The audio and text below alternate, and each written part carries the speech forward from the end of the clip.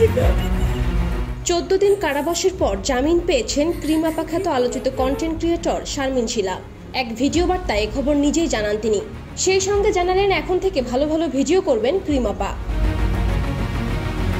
ঘরে ফিরে ভিডিও বার্তায় কন্টেন্ট ক্রিয়েটর বলেন, আপনাদের অনেকেই আমার জন্য দোয়া করেছেন, এজন্য আপনাদের মাঝে ফিরে এসেছি।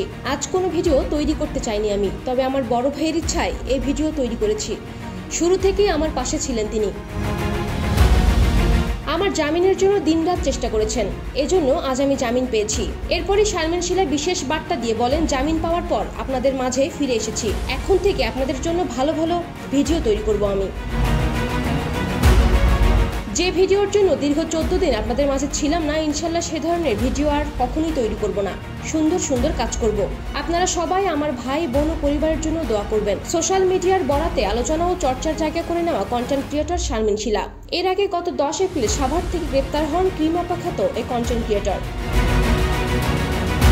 অর্থ উপার্জনের জন্য সন্তানদের উপর নির্যাতন চালিয়ে ভিডিও তৈরির অভিযোগে তার বিরুদ্ধে মামলা হলে তাকে গ্রেপ্তার করে পুলিশ। মামলার 14 দিন কারাভোগের পর বৃহস্পতিবার জামিনে মুক্তি পান শারমিন শিলা।